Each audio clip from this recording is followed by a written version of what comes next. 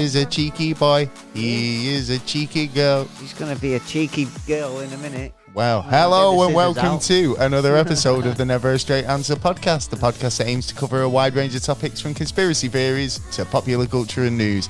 I'm your host, Gaz, and great Scott, things are about to get heavy because joining me in the studio, you know him, is my co-host, Mr. Taylor. Yeah, welcome. And he's a very cheeky girl. I am a very cheeky girl, yeah. I'm the third one, you never seen me. You never seen I was in the one background. who hides in the background. Yes, the one. Well, welcome back Taking to another a photo. episode of the show. It's a very cheeky show. It is a cheeky thank show. you to all you new listeners and repeat offenders. Keep repeating.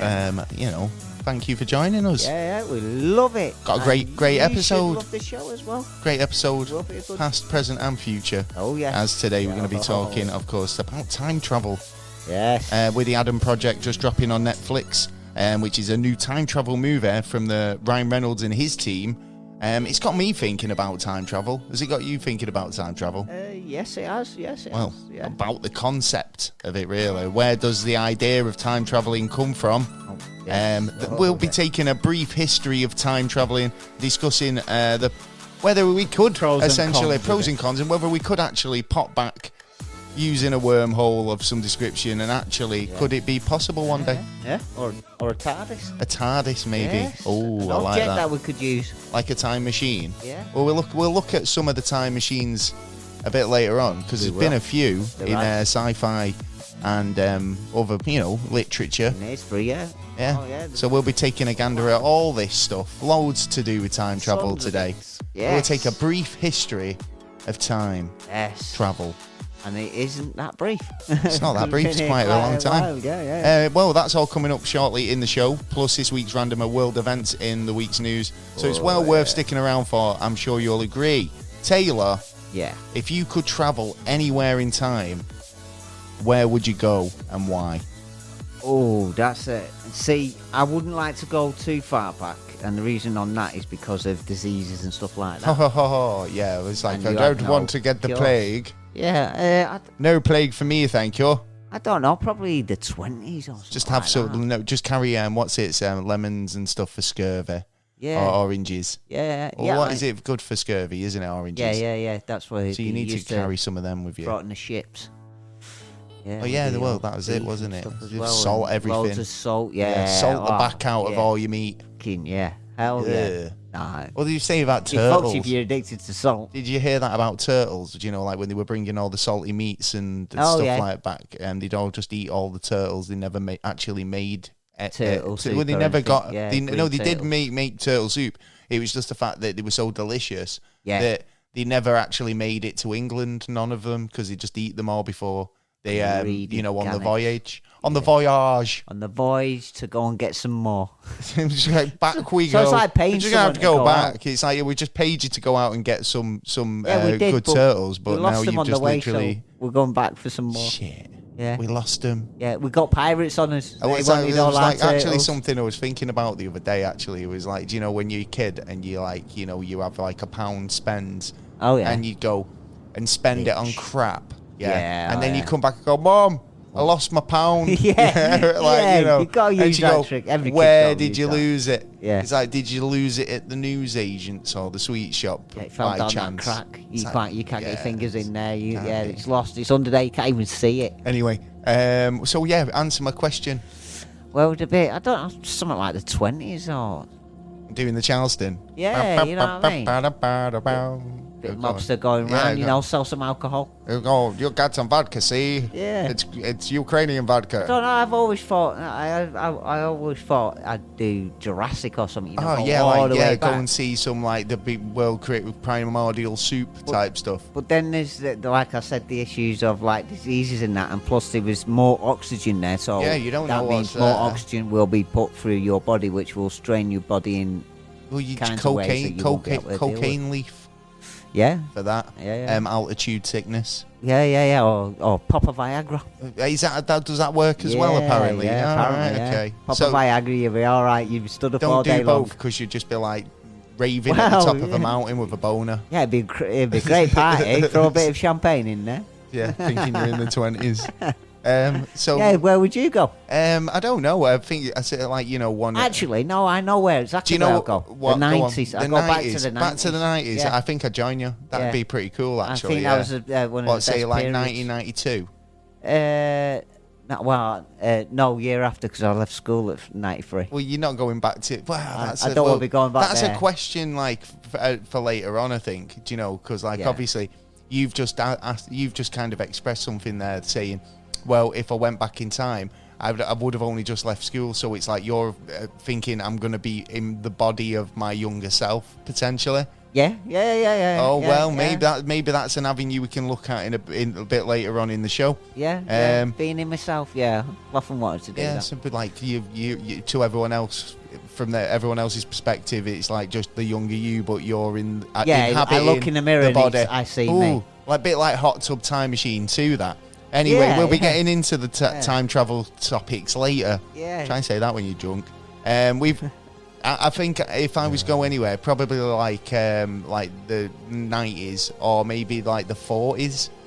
Do you know, just because quite a nice quiet time, 60s. wasn't it?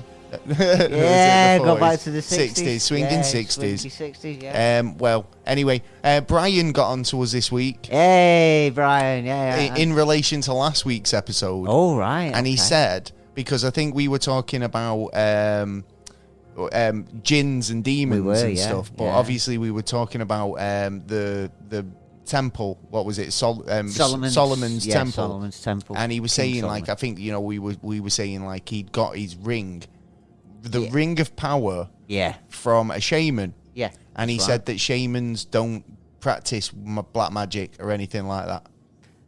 No, but they the way they because the ring, I think the ring was basically like a way of speaking to the animals and making contact with other beasts and creatures. Yeah, but without which is doing kind of what a shaman's kind of are known for that sort of stuff. If I'm correct, yeah. Do you know? But if I bestow that power onto you, and you're a bit of a wrong-un. Could you potentially use that power for good? I mean, the shaman's not doing it in like if I'm a wrong and I'm not going to do it for good, am I? For you're going to kind of use this ring for whatever purposes, but then you turn around and say, start controlling jinns to make and build your temple. Yeah, well, they need so something I don't to do. know. So I do feel what he's saying is correct. I think shaman generally are healers, and but normally it wasn't to actually bring them forth and stuff like that. It was the community. They communicate through that. Like, let's say, like the Skinwalker Ranch. Yes. Well, they put a hex on Skinwalker Ranch. So because I of put that, a spell on you. He wasn't actually the shaman wasn't actually bringing it to attack anyone or do evil to them, but to put an X on land. Right. Okay. So supposedly it's a speaking tool to just communicate with them, and that is it. Nothing more than that. Well, there you go. Yeah. Well, I hope that answered your question, Brian. Yeah. So I hope it does. If it doesn't, give us another email. And besides that, I mean, well, I'm sure he will. Brian will message us anyway. Yeah. So if you've got any questions or anything relating to the show, don't hesitate to message us because we'll address them. Obviously, we will. Anything you've been up to this week? Just looking more into UFOs into the Middle East and into like books and. A busy week then, really, isn't it? History books and the Middle East. Yeah. Just find out anything interesting. Yeah, there is quite a lot over there, which I knew there was, but like I've learnt a little bit more about some stuff that has happened, like what they call the angel. Angel web or something like that. Which is like sounds like a government project. Well, it is a bit weird because that definitely sounds like a government project. To be honest, it sounds like some MK Ultra type shit. To be fair. Well, it's more Project like Angel Web. Like what's it do? But what's it do? What's Angel Web about? It's like basically a web that covers an area. Yeah. And as soon as water hits it, it like dissipates, basically. But for what purpose? Well, they don't know what this kind of stuff is. But so it's like these people who kind of find slime and stuff. Yeah. You know, like just random like viscous liquids. Yes, like, but it was actually weird because someone actually decided to catch some of this and put it under a microscope and have a little look at it. It's Egon from the Ghostbusters. He's like, you know, when he's slimy, he's like, save me some. It could be because they put it on a slide. He does collect spores, moulds and funguses. And he threw another slide over the top of it, and it actually lifted the slide off. What? Yeah, no, it didn't. It did. They've actually got a video of it. What, it actually moved the slide. Never. Yeah. I'll have to check this video out because that sounds pretty amazing. Yeah. I've just basically doing a bit of research on stuff. Yeah, excellent. Yeah. Yourself? I've had a busy week, to be honest. Been just doing a bit of work and doing more prints and stuff. Other than that, so I did check out the Adam Project. Oh yeah. Yeah, so that's. I mean, I do recommend it if it's on Netflix at the moment. Do check it out if you've not. Ryan Reynolds. Time travel movie, love it. Another one. Well, basically, again, it's like just dealing with the film itself, without giving too many spoilers, because obviously the method of time travel differs from wherever you're watching it. So obviously, Back to the Future has.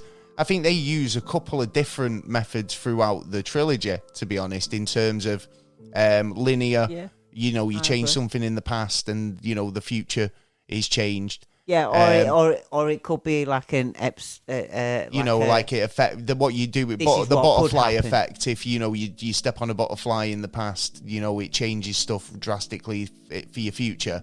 Then you've got the idea that the grandfather paradox.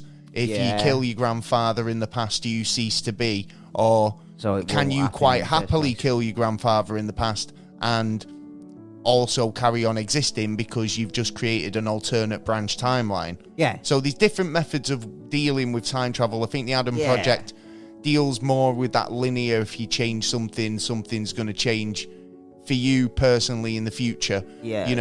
What you're doing for your past self is directly affecting you. And the Adam Project is very on that way of thinking about time travel. For a time travel movie, it doesn't have all that very much time travel in it, but that doesn't take away from the concept or the idea of the film. What do you rate out of 5? Out of 5, I'd say it was a 4.5. Okay, not bad. It was a good film. I just felt like it was missing little bits. I think it was more about the world building. So it was like where I say it wasn't a case of that there was all that time travel in there and they took away. Do you know when you see a time travel movie like Back to the Future, they make speculations about stuff, technology, the way we live. I was going to say, they're talking more on the technology and the mathematics. It's actually, for the most part, set in present day. Right, okay. So if you think about that... So it's not a jumping through time. Not at all. But I mean, like, it's a good film. It's definitely a good family film. It's kind of got that... Thriller, action, what would you put it as? 80s adventure sort of feel, like a Steven Spielberg type film. Yeah. It's got some good comedy. Yeah. This kid who's in the film, he's a great young actor, and he kind of has a good interpretation of the mouth of Ryan Reynolds. Okay. So obviously as a child actor, you're told you're playing a mouthy Ryan Reynolds. He must have been loving that. It's a fun kind of role to be given, really, isn't it? He played it really well. So I mean, in terms of the movie, definitely worth checking out if you are a Netflix subscriber. Then go ahead and check it out. Watch it ASAP. Yeah, not endorsed by Netflix at all, but if they want to get in touch, you know what to do. I think we've done a nice little job there. Yeah, I think we have. Good time travel segue. You're not and wrong. On that note, another segue is this week's advert. Ooh. Well, I say it's an advert. It's just our recommendation, really. It is. Yeah. Because we're not sponsored by Audible whatsoever. But we do recommend them, and we will have a link in the description, because we always do. Audible is a really good way of, making the most of every minute. Yeah. Oh, yeah. Making the most of every moment, too, as well as every minute. And, as time will say in this episode, as time will show, that time is precious. It is. Yeah. And obviously making the most of that. It's gone. So with their free trial, I think it's actually cheaper now as well at the moment, on the free trial. What's it? If you do join, so we got invaded by another advert during the advert, but on the free trial, you will get your choice to keep a choice of audiobooks. You've got the ability to choose from a wide selection of the world's leading audiobooks, including bestsellers, new releases, sci-fi, romances, mysteries, classics, and more. After 30 days, you will receive one book for $7.99. Yeah. But like I say, I think they've got another offer on at the moment, so we'll check that out for you. The correct link in the description. Yes. There for you. You can cancel any time, and you get to keep your book. Yeah. It's really good as well, because if you have like a tablet, one of the Amazon Fires. Oh yeah. Or a Prime membership, it just puts them in a little kind of tab with all your books. So if you go on, it just kind of has them in a little library, so you can listen whenever, choose what you want to listen to. That's the way to do it. So you can download and listen to the world's best-selling audiobooks, enjoy original series on their free app, and obviously make the most of every moment. Why not? What else are you doing apart from listening to us? Well, they've got podcasts on there as well, Yeah. We are actually on Audible, so that's another reason to download it. Yeah, hell yeah. Easy. I keep saying, has anybody tried us saying, play the Never a Straight Answer on an Alexa? Yeah, it's fun. Because it just plays us. It's great. Sweet. Yeah, happy days, that's what we like. Yeah. So time travel as a concept has been around for quite a long time. I mean, it's been brought up in sci-fi movies and literature for absolutely decades.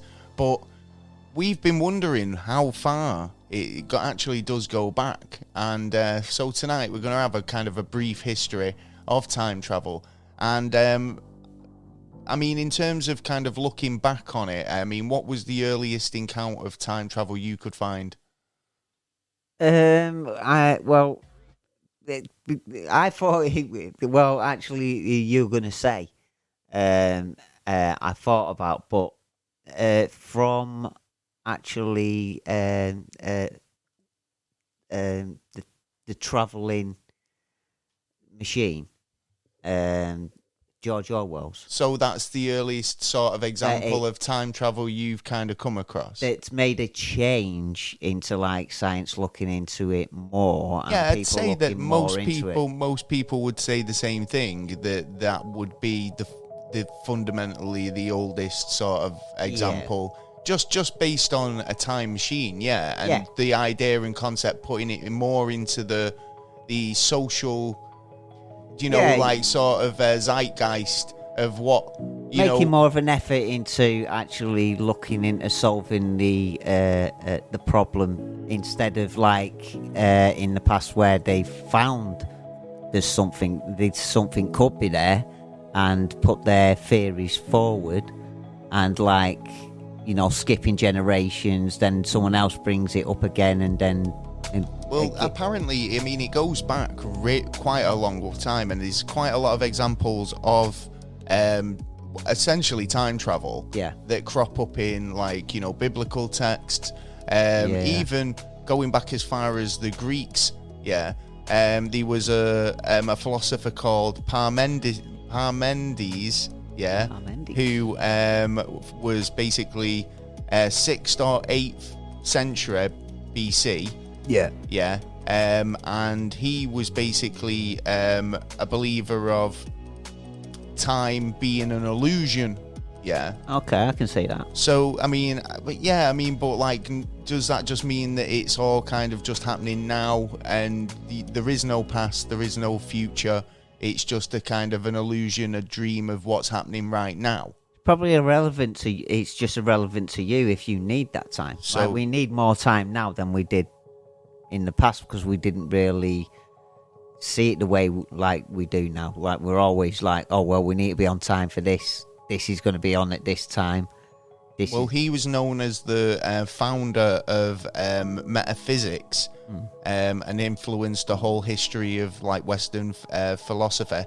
He was the founder of an ethical school of philosophy, which is also the Zeno of Elia school, I think, something like that.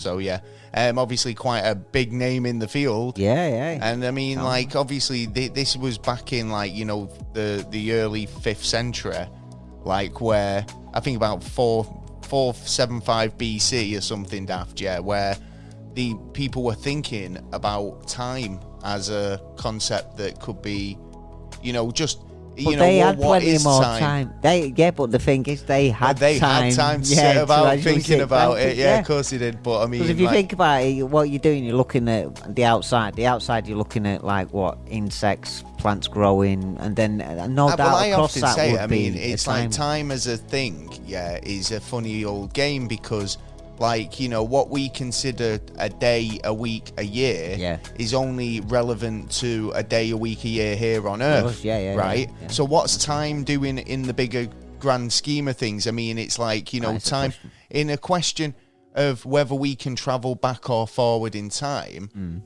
is to understand how long time is out of our planet, because we go by days, weeks, years, and we can kind of measure like when something happened in our history to present day based on how many years it's been. But if one galactic year is say 100 Earth years, then why isn't that not possible to be able to travel further up the line and arrive in a earlier part of that day? Yeah. Or is that just exactly the same thing as, are we just thinking of it too, you know, terrestrially, if you like, because we're here on planet Earth and our concept of time is a 24-hour clock. Yeah. When time might not even work in that respect. It might be something totally different, a totally different unit of measurement and length. But I suppose we would take time with us. I'd take time with you, Taylor. Because we need time to sleep. We need give time you all the eat, time. you know, we need time, you know, for rest, work and play. Yeah, but that's only because of like our night and day cycle. Yeah, that's because it's more efficient for us to sleep at night because all the shops are shut. Well, yeah, that's true. Well, not nowadays. Well, they are if you live in Russia. Well, yeah. Well, anyway, time. Well, there's time for that a little bit later on. But in terms of time travel, there's been many arguments about the way time travel works. But there's also been many other instances in the past of, you know, the idea and the concept of time travel being brought up. Going into like the, you know, 6th, 7th century, you had sort of Hindu mythology of Vishnu. Mentions the story of King Rava, was it Ravata, who travels to the heavens to meet his creator Brahma. Yeah, that's right. And he's surprised to learn when he returns to Earth that many years have passed. And obviously this has gone down in Buddhist mythology because obviously it was like time traveling. Yeah. He's like so much time's passed. I've always thought of that in the sense that because he's traveled somewhere, like, you know, when they say about, oh yeah, but like if you went on a long rocket trip to Mars, by the time you get back, time would have changed differently to you because you've been traveling faster. Well, if it's the story I'm thinking about, because like I said, I've been looking at the Middle East of UFOs and stuff. I believe, in that story that he actually travelled to the aliens' planet, and then it was when he was come back. When he come back, then the time had changed, and I think you're right on the kind of thing. It's possibly that the time within the ship was different. The Japanese tale, didn't we, a while back? Yeah. And that was a similar thing. It was first described as, you know, a young fisherman who was basically visited an undersea palace. After 3 days, he returns to his home village to find it's been 300 years. Yeah, that's right. Yeah. So there's got to be some kind of time dilation there. Of course, yeah. Like, I mean, so something then he can. that's kind of like, Then time can be broken. well, that's it. I mean, Yeah. well, this is the thing about kind of what we'll get into shortly is kind of wormholes. Yeah. Einstein, Rosen bridges. Yeah. Or portals, I suppose, to alternative on Earth places. I mean, but like we've talked in the previous episodes about time dilations. That's right. Being the reason for things like the Bermuda Triangle potentially, or maybe reasons why weird shit happens. Really, yeah. Why whole certain flocks areas of is birds weird. going missing. Just or random just fall events. out of the sky. Yeah, or just fall out of the sky. Yeah. Exactly. So I mean, there's been lots of kind of instances. There was another one here, which is a Jewish story, which goes back as far as the 1st century BC. It's said to have a guy said to have fallen asleep for 70 years. When waking up, he returned home to find none of his people knew who he was, and no one believed he was what he was saying. That's mad. Well, that is kind of like, those are the types of things you watch out for in comment, really, isn't it? It's like, guy comes to your town going, hey, I used to live here. Yeah.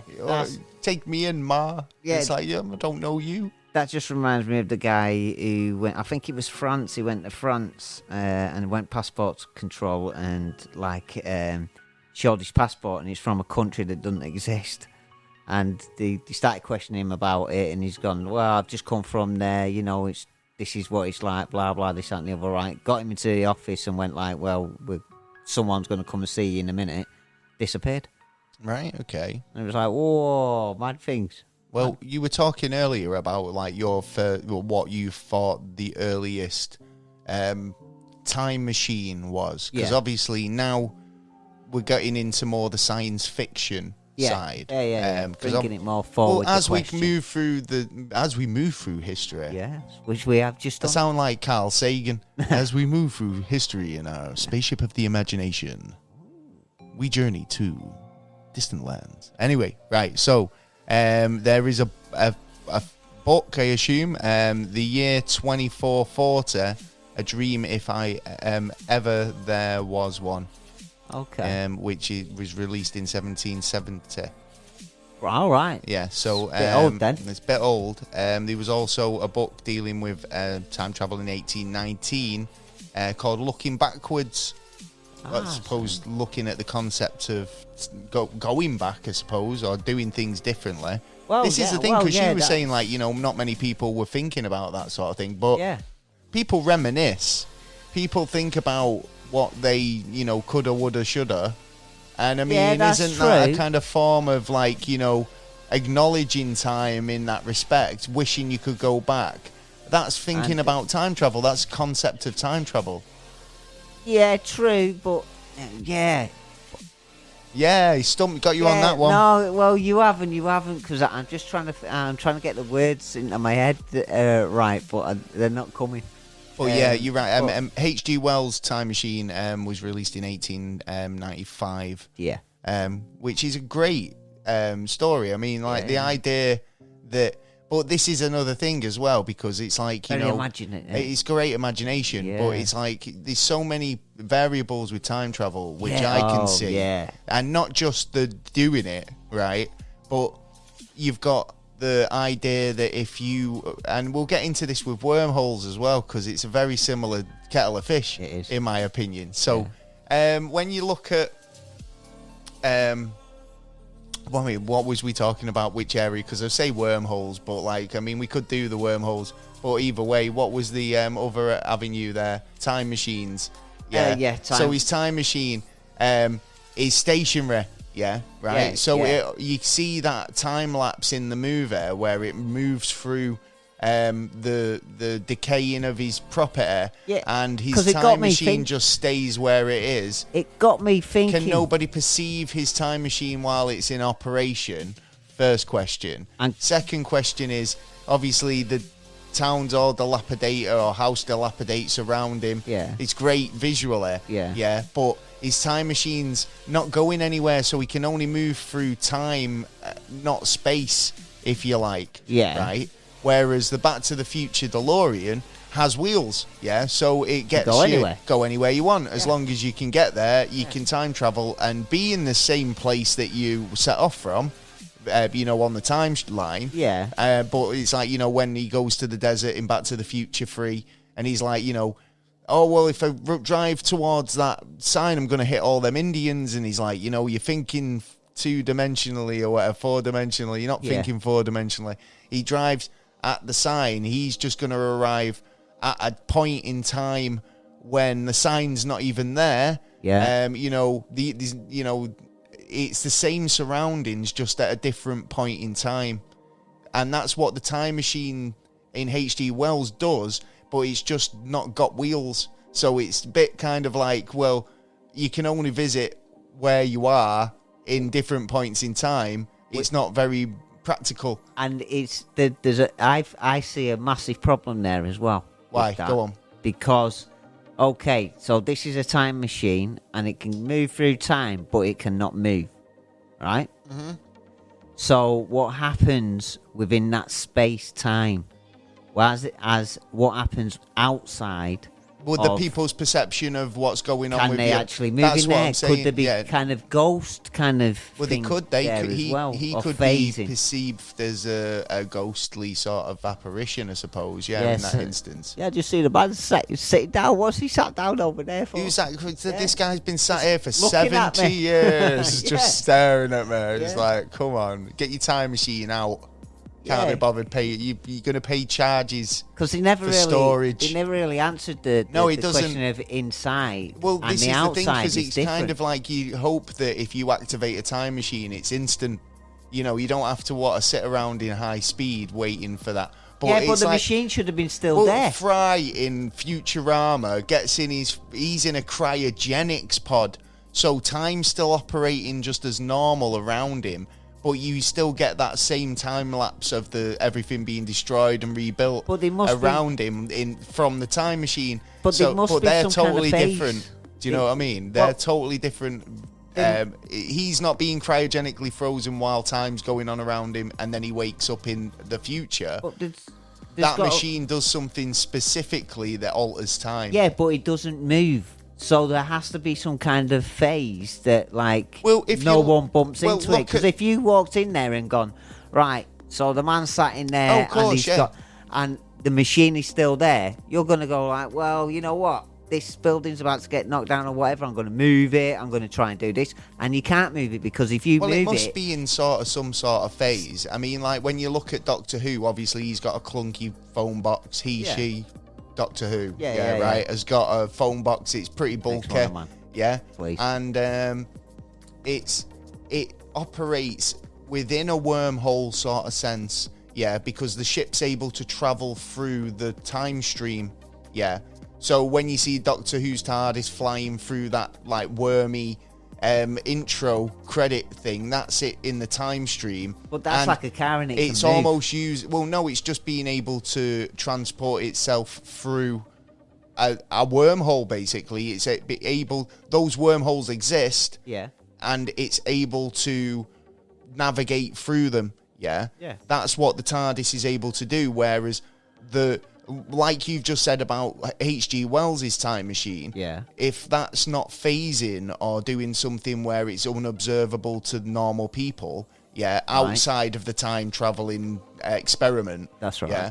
Then what's it doing? So is that a way of explaining it, that it's through a wormhole, but then from your perspective, traveling in the time machine, that you've arrived instantaneously almost, whereas for artistic purposes in the H.G. Wells film, for instance, they put the time lapse in to just kind of explain it. But it's the same with all the films that have done it. Then other questions come up, and it's good to try and find the answers to the questions for if we do actually at one point or another we do actually find the way to deal with time. Yeah, totally. I mean, time is an idea that is so big that I think, like, if we're any close, I mean, theoretically, there's been articles I've read that basically said that time travel's possible. It's just how we think about it. And I was saying to you earlier about, like, do you know, this branch theory about, you know, how time, you know, if you kind of change your direction and like do something and it creates a branch timeline, or if you go back in time and change something about your past, do you the grandfather paradox again, do you kind of change it for your future, or do you create a new timeline where it's good for the guy who lives in that timeline, but that's still not you, so it doesn't really achieve anything? Yeah, Or I mean, is it a case of not that long ago about how you reckon the grandfather paradox does not work? You seen a study or something, and you was on that's what I'm talking about now. So that's what happened. That's what they're saying. But like in that case, you're creating branch timelines, right? And it don't make sense. If you want to go on the many worlds theory that it's you know, every decision you make creates a new branch timeline, then that's messy as fuck. Yeah, like every second and movement that you do. Yeah, I mean that means like it's like what where's the cutoff for decisions made that change? Because as far as I know from the butterfly effect is, you know, you step on a butterfly, you can create a tsunami that wipes out a continent. So, you know, obviously every action is important. Yeah, but I think it's got to be messy. I think it's got to be messy because of the Big Bang. Super messy. Because of the Big Bang, because if you couldn't in an organised chaos world, I kind of see it as a networking, right? Yeah, and I mean, I'm not saying this is the case, but I mean, like, based on, we were talking about quantum entanglement with Keith the other week. Yes, we were. And check it out, good episode. Was talking really about poltergeists and quantum physics, and could that be an explanation for it? Pretty cool. But we were talking about quantum entanglement and thinking about quantum entanglement. You know, could we all be entangled with these alternate versions of ourselves? Yeah. Right. But in the same way that you'd network an office, you'd have a computer that you basically your master computer, and then you'd copy all the programs that you want to install, like a string of you across all your network. Yeah. Right. So all the computers are the same essentially there. Yeah. Right. Because it's a case of that, like, you know, it's an easier format, isn't it? I think, like, if they were going to change, you know, like if you were going to set up a system like that, I'm talking like it's a, you know, like actually someone's just don't set this up. But, you know, to a lot of people believe that there's a greater calling, there's something, a designer or a creator. Yeah. But then there's the people who believe that we're living in a matrix, right? And that everything's not what it's supposed to be. So it's like, you know, if you believe that gravity's, you know, a weak force that's being shared, you know, a stronger force that's being shared out, and it's kind of weak on Earth, but if it's shared out between these many worlds, then potentially, if all these worlds are exactly the same, then we're all quantum entangled with each other, because that raises a question about, like, you know, meeting yourself if you were to go back in time. Or you dying. Yeah, because if you die, does that mean... and the only way we'd be able to prove it is if we could go to the other one of you. Because if you die, would the other ones die the same time as you? Well, that's what I'm saying. I mean, would it just be a case of they... Well, that's the branching off then, aren't we? But if we were to say that we weren't operating on this branching off theory, we're operating on a... every reality is just a carbon copy of itself, right? But we're all quantum entangled with each other. Yeah. So I could happily meet myself and nothing had happened, because we're already sharing that same matter across to this ain't quantum entanglement that you sharing matter with another point in space. So if I'm quantum entangled with another me in another universe, then we're already sharing that matter. Yeah, but so if I meet you, it's not going to cause any problems, is it? Surely you can't cross the barriers. Because what? Don't cross the streams. I just had a quote in my head. What's going to happen if you cross the streams? Two particles in the same. But that's what I'm saying. If there's any physicists out there who can help us out on this one, because this is interesting me, to be honest. It's like the idea that if there is another reality and I'm quantum entangled with another me, then surely we're already sharing that. We're sharing those particles because it's that quantum entanglement. So could I not do that? Could I not just meet myself and there'd be no side effects? I mean, like the grandfather paradox you say in that report I read, in that way of looking at time travel, you're able to go back and say murder your grandfather and still be born, because although you're murdering a version of your grandfather, it's not necessarily you. You've still got a future. Your future is the act of going back and killing your grandfather. You're not just going to disappear and blip out of existence. Because it's unfortunate, because in another timeline there'll be a version of Earth that doesn't involve you. You're not there because the guy who was your grandfather died. Yeah, but if you go back to your origin of time, then your grandfather would be perfectly fine because it was a totally different timeline. Yeah, but then I've just thought that actually you could meet yourself, because otherwise you could not land in that same timeline. What would you say to yourself if you could meet yourself? Here the next lottery numbers. So profiteer then, Biff. Yeah. Here's a sports almanac. Yeah, you can do anything when you got money. Look at the super rich. And that's it, and that's why Biff creates an alternate reality. Yeah, takes over and goes, right, I'll have enough of you. Where he's rich and powerful, and he's married to Marty's mother. Yeah. With boobs. Yeah, she's got a lovely pair of backpacks. Well, yeah, so time traveling has cropped up many times afterwards. I mean, obviously we're getting deep now.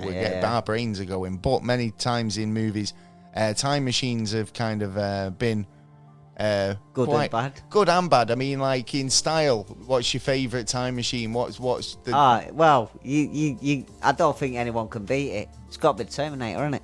It's a time machine. Oh no! Yeah, see. You like it? I will break you. Yeah. I am here to. Where's John Connor? Yeah. You know what I mean? Yeah, it's the ultimate time machine, isn't it? I'll come back and I'll fuck you up, brubs. Shit, man. I never thought. Oh my days, mind has just been blown. Yeah. Absolutely. I bet your people at home are going, wow. Yeah. Yeah. Well, mine's obviously the DeLorean from Back to the Future. Yeah, of course it is. Obviously, we're followed closely by the two phone boxes of time, Bill and Ted's. I don't know, because there's a British film called Asking the Question About Time, and I think that's pretty good. What? What is it? What is it? I'll have to. There's something actually that maybe the audience could help me with as well, like, you know, in terms of like where this is, because we were talking earlier and for the life of me I can't remember what this is, and I think it might be the Secret Garden. But the clock. There was a kid in a house, and the house was like miserably grey and drab, but there was a grandfather clock in the hallway which was stopped, but when the kid went back in time, the clock was working because it had not been broken yet, and it was all dead bright and colourful and, you know, vibrant. Yeah. And I can't remember for the life of me what it was, but I've got a feeling it might be something like the Secret Garden or something like that. But ITV. Was it a drama? I can't remember. Well, let me know. Might have been a Sunday afternoon show. I mean, Back to the Future, in terms of time machines, I think is the most iconic time machine, apart from the H.G. Wells one. But I mean, I think people recognise the H.G. Wells one, but DeLoreans just driving down the street with no modifications whatsoever. Yeah, you're getting mouths dropped. That's a Back to the Future. That's a time machine. You can't help but not think that it isn't. Yeah, but a nowadays time machine. It's beautiful thing to see. You look at a hot tub and that's a time machine nowadays.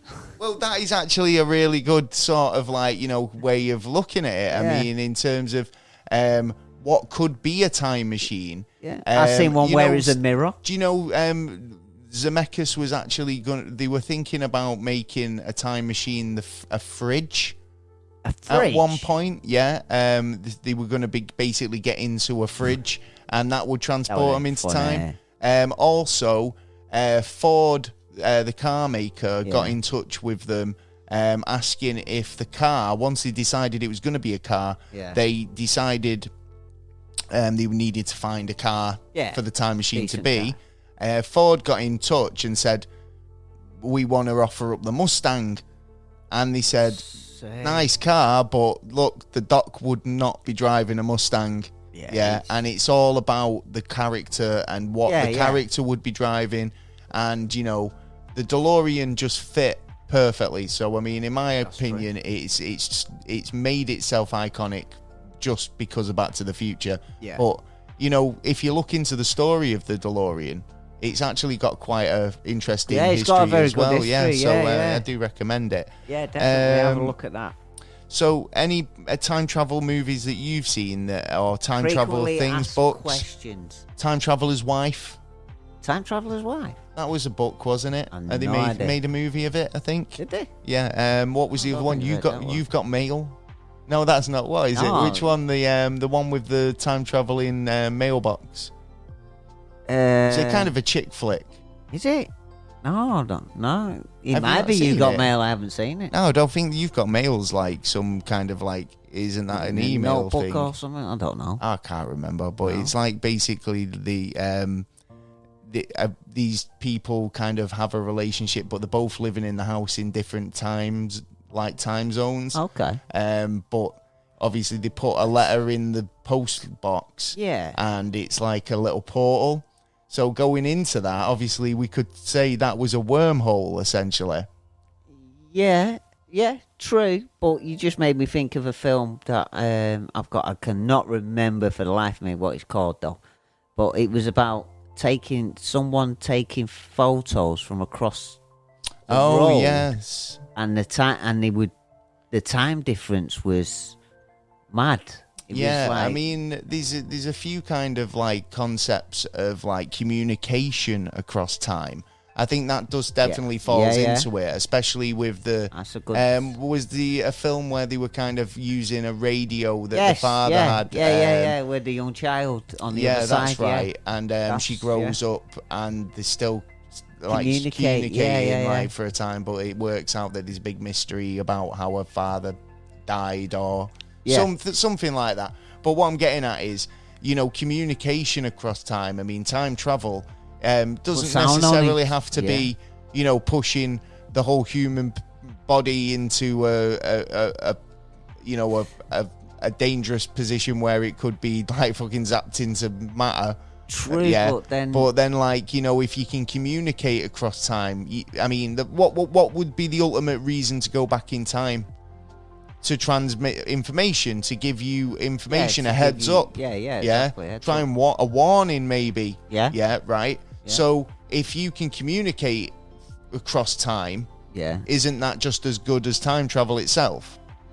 If they will be able to get the communication, because they need to have the actual devices on the other side as well to actually be able to. I mean, if you implement a practice, then you've obviously got a time, because for a while people were saying like, or I read articles saying if you time travel, then you can only time travel between the point when the time machine was first invented, to the point where where you are now, when it's been destroyed, like you say. So so that kind of limits it a little bit.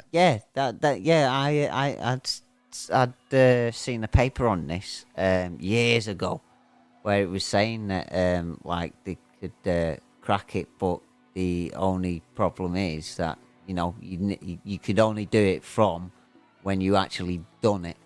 You know what I mean? And then you could only get further back, so you wouldn't be able to go back to a dynasty back in time and see what's gone on.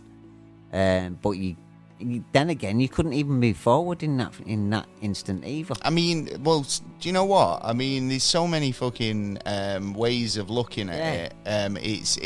It's one of those concepts. Because the alien one comes up as well about how. Yeah, I mean, look at that film. Well, I mean, again, that's travel. Yeah. Yeah. So in terms of the Flight of the Navigator, for instance. Yeah. Exact similar thing. He gets kind of abducted from his parents as a kid. That's but right. they return him. Yeah. And his parents are grown up. His little brother's older than him. Yeah. Yeah. And he's been missing for 25 years. Not get no more. So, is that just a byproduct of the travelling? Like, they've took him off into space, took him wherever, and now all of a sudden they've got to bring him back. But that time period of travel, space time rather than Earth time. That's like the Japanese I've actually one never thought about space time as in that sense of like, the idea of localization. It's not just space time; it's the time in space and how space operates in space. Time operates in space. If you can in a way that it doesn't operate on Earth. Yeah.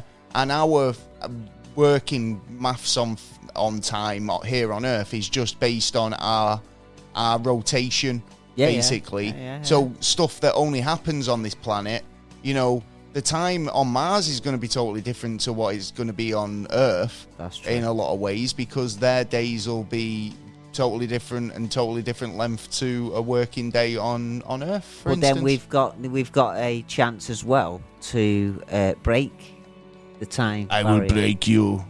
Well, this is it. We could break it by, as we always do, we find something, we go, oh, we could use that, but then use more and more and more and more until it breaks and we move on to something else. Do you know, I found another early example from Charles Dickens. Oh, yes. Yeah, you see, even going back as far, Charles Dickens, 1840 summer, 1843, he wrote The Christmas Carol. Yeah. He did. And he looks at time travel in a way that I never even thought, that in Charles Dickens, but the ghost of Christmas past and the ghost of Christmas future. He shows him both the present and the future and deals with the concept of being able to go back and forward. And actually what the changes would be if you did this. Well, yeah, exactly. Repercussions. So he's looking at it in the sense that, it's a timeline that can be altered. That's more than 3 timelines. Well, how is it? I mean, no, because you're looking at it as in like if it changes. But, don't they change it in some of them where they go from one bit to... he's showing you... I'll show you this later on. But in the same sense that, is it Parmenia or whatever the Greek philosopher was saying? He says it's an illusion. So he could just be conjuring up an illusion to demonstrate a point to Scrooge in that instance. Yeah, do you know, like, holographic just like illusionary, like, basically being able to just say, if you carry on the way you're going, this is a version of how your life could turn out.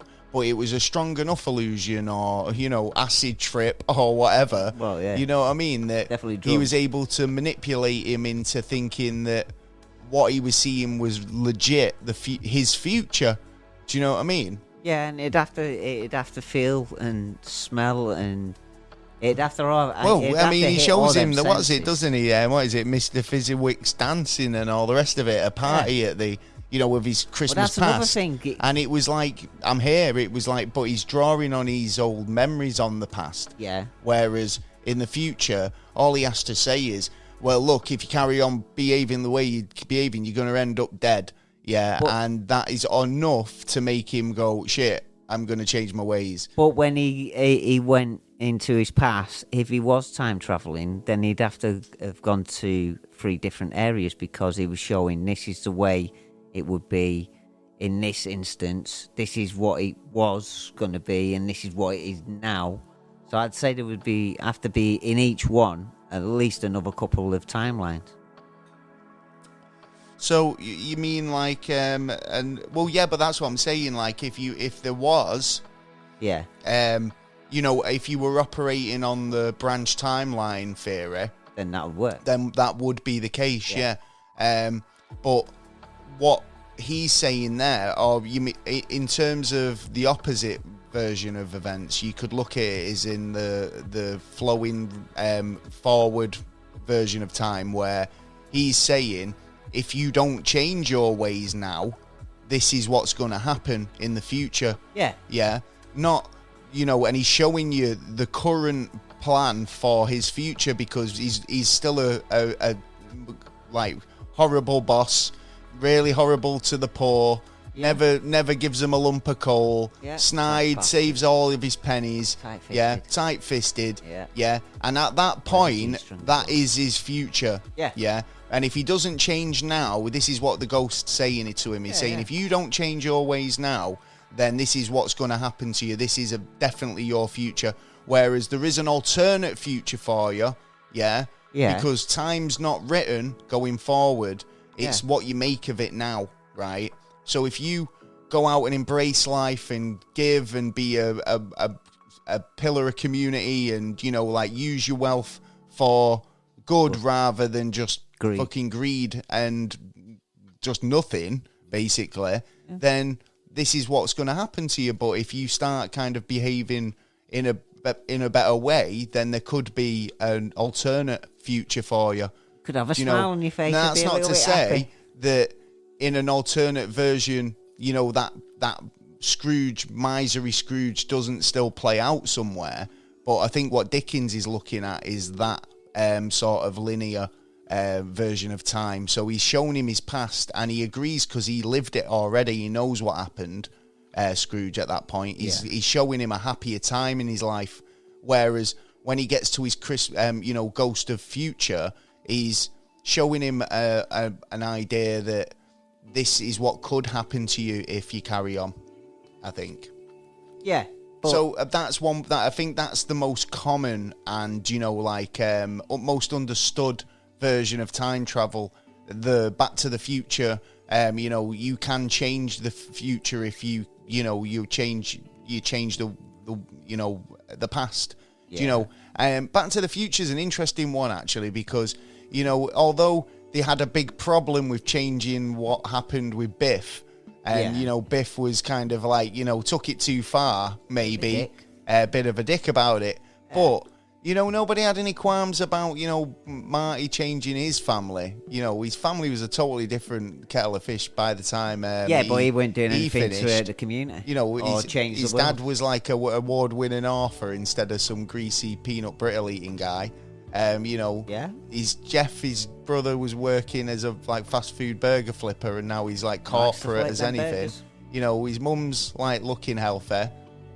Sister's still pretty much the same. But a lot's changed in his family unit. That you could argue, I think I've brought this up on the show before, but Marty didn't go back to the same timeline that he was originally in. He was in a totally different reality by the end of that film. Totally. He didn't even have a truck, but now he's got a truck. All these little things which were, these would all make me happy. If my parents were one way instead of being this way. Because then he'd have the confidence to go out and do the stuff that he wants to do. I know, but he should have been there anyway. I think the fact is that but life ain't like that, is it? It wasn't the fact that Marty changed. Marty didn't change in the slightest. He was the same guy but he changed. He changed everything around him to suit his needs, if anything. Because he felt that'd make him a happier person, or make his family happier, which kind of works as far as you can see. So I mean, it's interesting. Would changing your past affect your future? And this is the interesting thing, because it's I asked you earlier if you could go back and see yourself and ask yourself a question, what would it be, and what piece of advice would you give yourself to be getting on with top secret documents. Just say keep right. Would you be passing him information? I'll be passing myself information. All right, so you can make a bigger name for yourself in the UFO. Some motherfucker, and get some money out of it. Someone top, a president or something. I think I know a few people you could probably blackmail, but I'll ring you later, Boris. Couple. So if anyone knows what that program was that I can't remember, let me know. I mean, there's loads of movies, like I say, time loops and stuff like that. Donnie Darko, The Girl Who Leapt Through Time. Donnie Darko, was that? Donnie Darko was a time travel movie. Yeah, because I mean, I only seen it once. So you want to watch Donnie Darko again? It's a great movie. What was it? 12 Monkeys. 12 Monkeys, yeah. 12 Monkeys is a great time travel movie. I mean, obviously, like, that's apocalyptic, isn't it? Because, like, he's in... Yeah. I mean, I never really understood what his situation was right at the beginning. I mean, like, was he imprisoned for a crime of some sort? Because it just seemed like everybody, if you weren't, like, part of the... Well, it just seemed like anybody who wasn't part of the... Well, no, because at that point, everybody in the future was living underground. Right? Yeah, because of the virus or whatever was going on above ground. Yeah. Right? And that's why they needed to send him back in time to try and find a bit of information that could literally kind of track where it came from. Yeah, a bit similar to, stuff that's happened. But then recently. At the end of it, he's probably fucked his mind. But that's what I'm saying. He was living underground, but like an animal in a cage virtually. And it was the only other people you see. You don't see any other civilians in 12 Monkeys. You only see the people with the big magnifying glasses in front of the faces and like the weird shit. Yeah. And it's almost like government officials. And if you're not a government official, you're in the cage, waiting for something to change. And almost like you volunteer because it's better than what you're doing now. Yeah, exactly. So it's like interesting film, 12 Monkeys. But yeah, I do recommend that as a time travel film. Obviously, Groundhog Day. Yeah, California Man. I mean, Groundhog Day, California Man. Yeah, I can think. Yeah, is that Frozen in Ice one? If that's kind of like comedy part, a bit dumb of a movie, but it's in the Hot Tub Time Machine bracket, I suppose. Yeah. I mean, Groundhog Day works in a totally different concept of time travel, doesn't it? Because it's a reset. Well, he's alive in the day, and then he's being reset the day, so he's got to live it again. I mean, that gives more proof that you can mess with time. Well, we'll get into it because we've so much to go through still, but it's like obviously got to be aware of the show length and all that. Yeah. Groundhog Day operates on a skipping back in time, like and you're in a time loop basically. Yeah. Or a like bubble. A looper. A looper. What was he? Yeah. That was a film, wasn't it? I didn't really like that, to be honest. A singer. But it was a singer. It was Thingy, wasn't it? Was in it. Justin Trouser Snake. Oh, was it? Yeah. I think so. Yeah. But like going into wormholes, right? Yeah. It's like we were talking about, like glitches in time. People say they've drove down roads and they've lost an hour just driving down a 2-minute stretch of road. There's been like the Bermuda Triangle, stuff like that. People say could it be like a wormhole of some description, but we were having a discussion about wormholes just generally, and it's an interesting one because again, you never really know what you're getting with a wormhole. That's true. Because I mean, would you walk through a wormhole? I mean, I like that idea of, Goodnight Sweetheart, where you got Gary Sparrow. If you've never seen it, great series, time travel series, with Nicholas Lyndhurst from the Only Fools and Horses fame. Yeah. He walks through a portal that transports him back to 1940s war-torn England. Yeah. Yeah. But that's a time traveling portal that, again, it's like that time machine we were discussing earlier. Yeah. It's an instantaneous travel through a point in time, but you're still in the same place you were when you were, from your previous destination. Haven't moved. You've not moved anywhere, but you've traveled through time. Yeah, that's an ideal situation. Yeah. Right. Because a wormhole could also take you to a totally different a different part of space and time. Right inside the volcano. Or off a cliff. Yeah. Or even just into space. Yeah. Oh, I mean, just think of how much empty space there is in space. There's a lot of space out there. So imagine if there was a wormhole on Earth and we just discovered it. I mean, it could just take us to an empty point in space where you walk through it and then all of a sudden you're dead. Well, yeah. So, it's a mixed bag, isn't it? It's like you could also get a wormhole that literally does both. Takes you to a totally different space time, but also point in space as well. True, but then you if you knew about these holes, you would send more than likely an animal through. Send a scout, wouldn't you? A drone or something. Well, there's videos out there of there's two cars racing down the highway, and then as the video camera's turning round and seeing the back end of him, a dog turns up I think I've seen in the middle of nowhere and then comes up to him and it's like, well, where the hell did you come from? Yeah. Oh, man, go back to your planet. Go back to your planet, the canine planet of the time traveling dogs. Yeah, we're king of the dogs. I mean, in terms of evidence for time travel, whether that is actually possible or not, there's been some claims on the internet of people who think they've time traveled or they've witnessed time travel in action. Even blueprints of time traveling devices. Oh right, okay. Well, yeah. I mean, John Titor had put out his time machine, didn't he? He's basically how to mend a time machine book. People have tried making it, but they just can't work out a few things on it. Well, hopefully one day they'll suss it out. What people are like. Well, I don't know. It depends who's in charge of it. There was an incident in a football stadium. Basically got a bit of attention. During a live football match, a boy was caught on camera running at speed, abnormal speed, and basically crossed through people, phased through them, and people are saying that's evidence of time travel for some reason.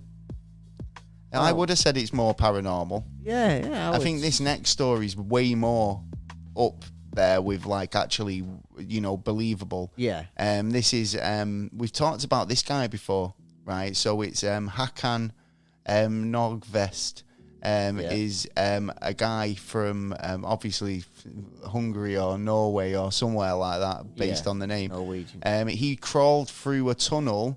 He was basically, what this was, is he was under the sink doing some plumbing or something. Yes, that's and he right. crawled through, and he said he could just see a light, and he just crawled towards the light. Yeah.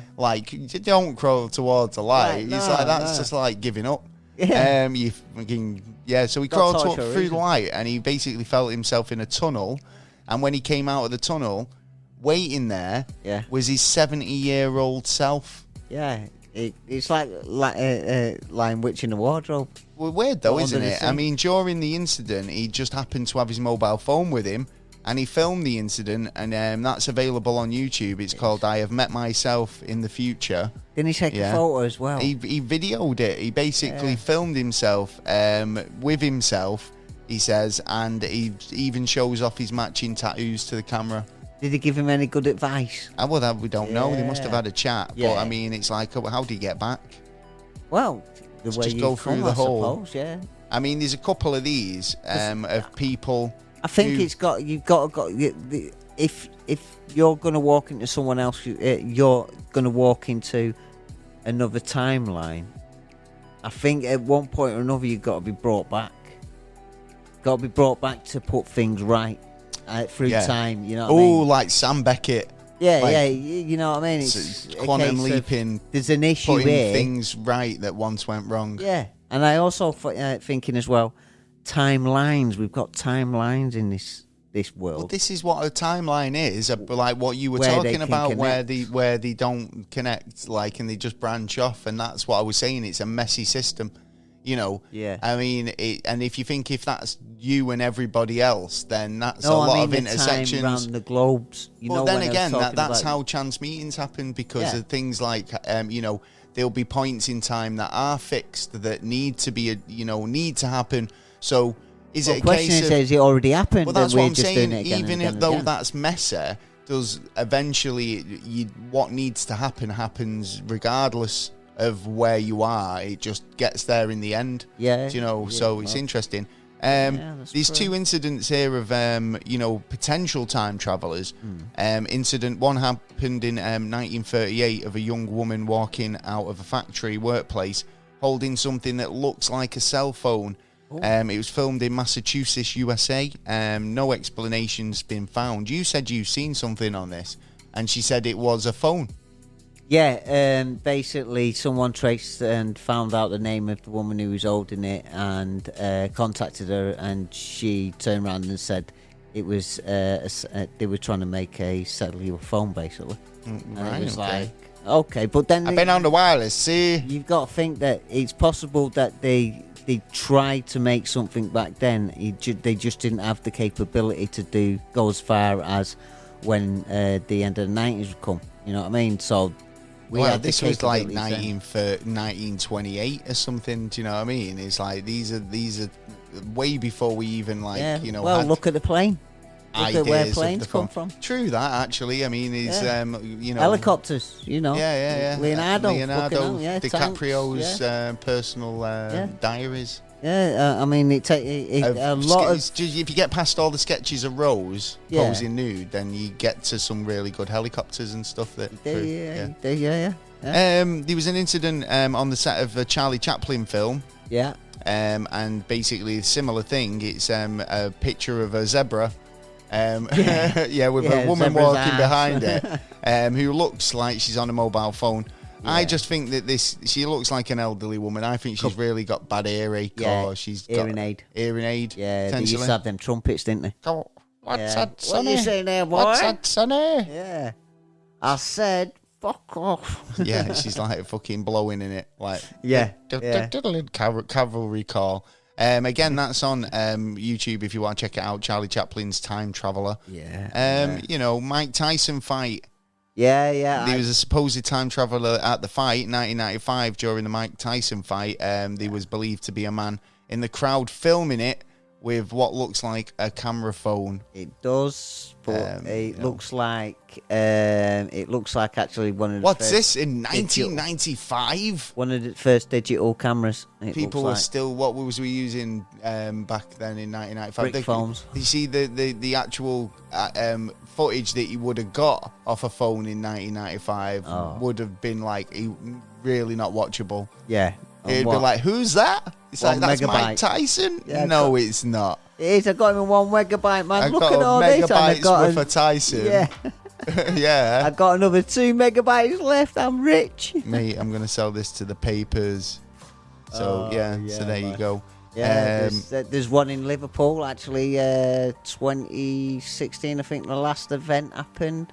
I think it's Vale Street, and over history, people have just walking down the street, some guy, there was like a sweet shop, his wife went in there to get something, and he went, well, I'm going to cross the road to get something else, and as he turned, seen people in different outfits and that, older outfits. Then he turned around and he seen it was the sweet shop is gone, and now it's a shop with clothes. So do you there. think he went into a parallel world, or his wife? Well, he was trying to look for her. So did he ever find her? Yeah, what he did was he went into the clothes shop, and as soon as he opened the door, she was there, and everything went back to normal. Oh, right, okay. And it was like, so that sounds like a bit of a good night, sweetheart portal, sort of like wormhole sort of situation. In that same place a number of times. We have done, an episode. God, I'm plugging so many episodes because we do talk about a lot of stuff. But yeah, we have done an episode on portals, haven't we? Yes, we have. Portals and gateways and whatnot. Go and check that out. Yes, got a lot of gateways. How do you think, what sort of power do you think it's going to take to power a time machine? A time machine? Yeah, I mean, well, is it going to be nuke? Is this sucker electrical? Solar, man, we go solar. What? Solar power time machine? Yeah. Wind power? Nah. Now, we might have some dry seasons, so, we'll be fucked then. So, what about plutonium? Plutonium, yeah. Mr. Fusion. Well, Mr. Fusion in Back to the Future's like it's like a few. It's almost like cold fusion. Yeah, but then didn't he end up using rubbish? Yeah. But that feeds a cold fusion reactor, whereas he was using plutonium in the first film. Yeah, because it wouldn't have run out. And he had to take extra pellets of plutonium because it's 1 pellet per trip. And then he didn't take any. And and then obviously Doc's like, I'm sure plutonium's available in every corner drugstore, but in 1955 it's a little hard to come by. I was just thinking, no, actually, it come down to certain fruits and nuts and berries. Fruits and nuts and berries carry a certain amount isotopes. Of isotopes. Oh, right, okay. So you just be like, come on, Doc, get your boots on. We're going to go and crush some berries. Yeah. I think he's lightening out, idea was better. As a scientist, he could easily grab them with some kind of field. Fuck, you're saying he's not a good scientist. You're questioning the integrity of the No, I'm saying science. He could do it with magnetic field and separate right, I it. believe you. I mean, if you know that is correct, let me know, people out there, scientisty people. Come on, test I'm me, interested. man. Could Doc Brown have sent Marty McFly home using a combination of berries and nuts? And if not, why not? Shit. It's like if you would have said lemons, I would have been like, oh well, maybe, because he does need to get 1.21 gigawatts of electricity. Do you know what I mean? Couple of lemon batteries might kick it off. I couldn't say lemons. He was looking sour enough as it was. I was going to think about potatoes, but starch content. It's like, come on, Doc, you're thinking outside the box now. It's like, well, I built a model. It's not to scale. Oh yeah, just anyway. I'm pretty sure we should shut up talking about time travel. Have you got anything else to add about time travel? No, not really. Apart from it's a bit weird, isn't it? It is. It's a bit wibbly wobbly. It is a bit wibbly wobbly. It's a bit timey wimey. It does show that we can control it in certain ways. We can control it in our own field. I'm still kind of interested into the idea that we think about time and we talk about time as a local event, a local thing that happens to us on Earth. Yeah. But the idea of how time operates out of our little bubble, what's the length of measurement of a rotation in space of whatever's going on out there? Well, that's how do we quantify time? Are we quantifying it all wrong? Of course we are, because we're only localizing it to what we know and can perceive. So it's a whole idea of time is just what we conceive it to be, being earthlings, basically. Yeah, true. But whatever happens, it passes way too quick. And it makes it weird because everything is put in order, like our solar system is put in a certain order, when it should be chaos. Well, there should be as humans, we try and make order of chaos. Yeah, but generally and we've only been here like 2 milliseconds realistically on our clock time. So we haven't We're dropping back into Carl Sagan again now, aren't we? On the timeline of of humanity. Oh. Anyway, I think we do, but I do believe. We are. Hibbity. I do believe. We do believe. Yes, indeed, sir. We believe time travel.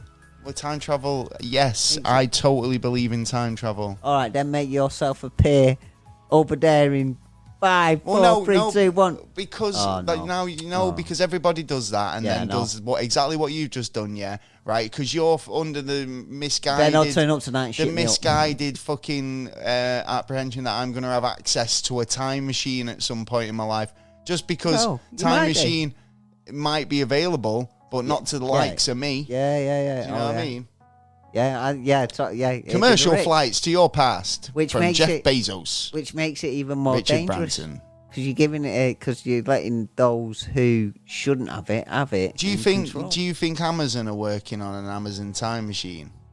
I've heard that, but so China and so America but this is the thing though, has anybody actually got anywhere with it? I mean, is this sort of the classified information that we'll find out about in 30 years? I think CERN would be a good start at looking point. But I mean, they were a case of like, they'd be very public about what they're doing, and then all of a sudden there's nothing, and you don't hear anything for ages, and then it's like, well, what is it they're doing? Because or they have like 2 years, we're going to add this or that to it. Well, maybe that's it. They have to do a bit of publicity to say, well, this is what we're going to be doing for the next 2 years. We'll probably shut up now because we just want to get on with it. And China's got a bigger version. Sorry, America's got a smaller version. Well, just and you smash don't know particles together and see what happens in it. Well, create a wormhole and we're going to slide into the fucker. Well, another do declare. Yes. I believe that we've got a featured podcast this week, which is 10ish. 10ish. 10ish is a top 10 podcast where they're just funny and a really good podcast to listen to. If you like top 10s, then this is one for you. And here is their promo. Are you into top 10 lists? What about pop culture? Or maybe you're just a nerd like us. We've got a show for you, loser. Hi, I'm Nick. I'm Brandon. We're the hosts of the 10ish Podcast, a comedy and edutainment podcast covering a new top 10ish list every week, including fun facts and trivia. We've covered lists such as the top 10 most popular 90s songs on Spotify, the deadliest animals, the worst U.S. presidents, the leading causes of death, the best-selling video game franchises, the most common murder methods. Okay, are you going to give one that isn't about death? The deadliest jobs in America. Listen to these and countless other top 10 lists every Wednesday at 10ishpod.com or wherever you listen to podcasts. Top horror villains by their kill count. I think we're done here. If you listen to this podcast, there's a good chance you will die. We are the 10ish Podcast. That's 10ish. Bye. Well, thanks guys for sending in your promo. If you're interested in getting your promo played on the show, you know what to do. You can send it to neverstraightanswer@gmail.com.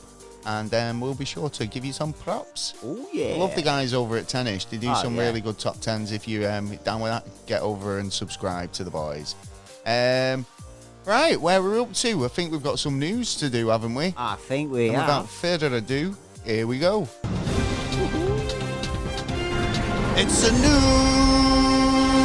news! And as usual, we've scoured the World Wide Web trying to find you the best news, the weirdest news, and obviously the strangest.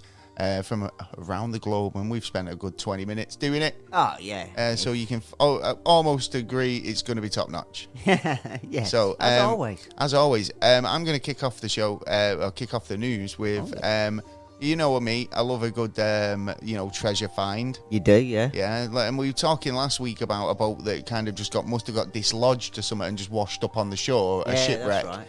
Yeah. But this is even better. I mean, because obviously, it's good when you find a shipwreck, and if it's in bad condition, that's unfortunate. Yeah. But when you find a ship and it's pristine, that is the jackpot. That is history in the making. That is, isn't it? And so basically, this is the story of Shackleton's Endurance.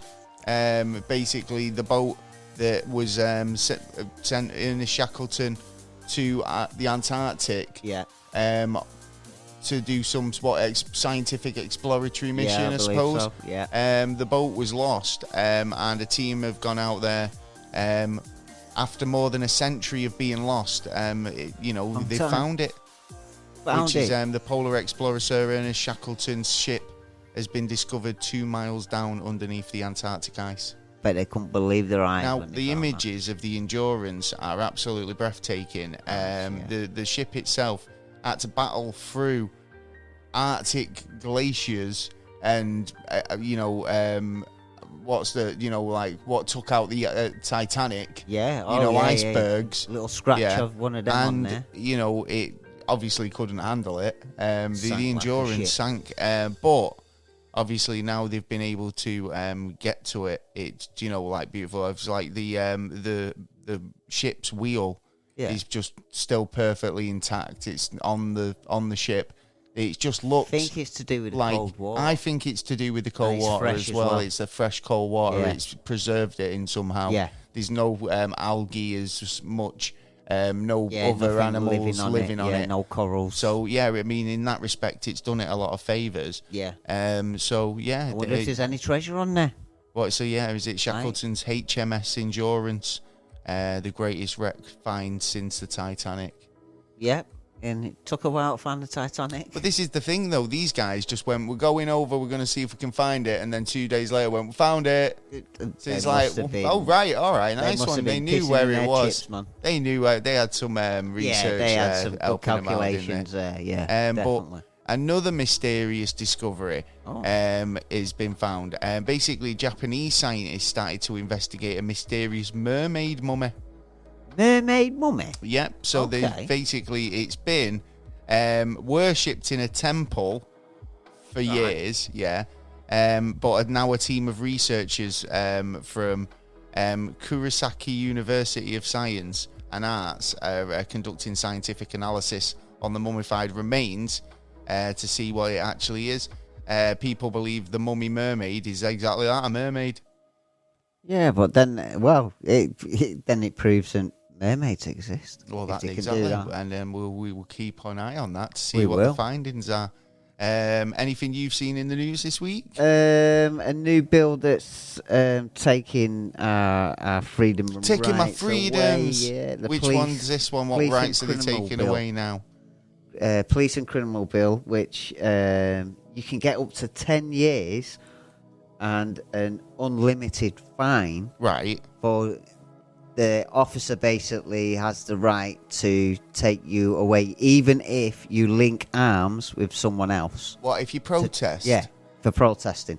Nah, that can't be right. Yeah, protest. Yeah, well, this is it. It's like there's loads of unions. What we're expecting to see on the news now that if anyone's out there protesting for any reason, they're going to get arrested if they've not got permission. Because I believe that in London, in certain places, Parliament Square and a few other places around London, that you do need permissions to do it. Yeah. So is that the case now all over the place, or is it just a case of that if it's just illegal? It's a case the police have got more powers to actually just turn around and go and just pick you out of the crowd. Well, is that just because they feel illegal assembly, and do you know, in these situations when they do have people bombarding them with shrapnel and debris, that they've got get rights. Away with it. Is this just a kind of a case of that they're able to pull you out of the crowd, like you say, and arrest you? On the peaceful protest, you can be pulled out of the crowd and be charged, like it says, up to 10 years. And up to and the fine is unlimited. I'm just trying to understand it. I mean, obviously, it's a bit of a weird one, isn't it? But I mean, we'll have to see what happens here, because obviously, if protesting's illegal, and obviously there is a lot of protests a lot of the time, for one thing or another. So we'll see what happens if people start getting arrested. And obviously, I know that's a bit Russian at the minute. Oh yeah, it's like that's what seems to be happening in Russia. If you're protesting against a war, you're getting locked up. Is it, which they've got to be accountable for stuff they do, and if we want to ask questions, this is like the way to do we're definitely getting into a more of a Big Brother state. I mean, I've got a story here. I mean, it's a similar thing, which is as of this week, Tinder and Tinder users are going to be able to run criminal background checks. Oh, yep, on potential dates. So the feature, launched in partnership with Garbo, is a background check provider that aims to make public safety information more accessible. But then that breaks. I'm sure that breaks data protection laws. I mean, unless you sign for it. Again, it's like if you go for a job, are they allowed to do they're obviously allowed to do checks on you. I mean, for the safety of people, I mean, it's sad to think that we're in this day and age where you can't go on a date with someone without having to do a background check. If you wanted MC, you go to the shop and they know everything about you. I mean, it's like, what was that film Minority Report? Where exactly. Got, like, all your information and what you do and likely That's to do. That's the way they want it. Yeah, maybe. But experts who specialise in sexual violence and surveillance have said that the move is a bit misguided and risky. Amplifying biased on the internet as well as in real life. I mean, at the end of the day, if I know someone's criminal background, is that going to cause vigilante justice that's on the estate to find, isn't it? Yeah, maybe. I think there's other ways of doing it, and which properly you could put into place, but I don't think the companies are willing to do it because of maybe they're not going to get as many people on there or stuff like that. But there are other ways to do it instead of going into people's private information, yeah, really. again, it's when that private information gets leaked out as, Everyone gets public hacked. information, it's the difference. And is Tinder, locked up and secure enough to handle that sort of data? Yeah. I mean, even with a new partner, I don't know what the situation is. But again, this could be something that's only available to Prime members, of the app or whatever. You might be able to opt out, or you might have to. Well, put even it if in you're the opt out, clause. people might be able to still access that information about you. Yeah. You being able to do the search over being searched upon. Yeah. Then that's two different things, isn't it? So, totally, man. Anything else? If you've got any PlayStation, Nintendo, or Sega retro games, you might be in for an absolute fortune for some. What, selling them? You'll get in one game went for £2,000. Really? What game was it? It doesn't say, but they're more than doubling their price on what you would have paid for. Well, some games, obviously. Oh yeah, I mean, some games they're seen as commodities now in terms of Resident the Evil, retro. One lot. They're not as available as they once were. So it's the same as anything in a market. The more rare the object, the more valuable it becomes. Obviously, as time goes on, those games that you might have thought was not worth anything are suddenly, I deliberately got games that were shit that not a lot of people bought because later on they're going to turn out to be rare. Guardians of the Galaxy, as a comic, didn't do very well and probably ended up in a lot of people's bargain bins in the shops. Possibly, yeah. But then as soon as the film came out, Bang, and it was a hot property, it's it's in again, and it's like, but with games.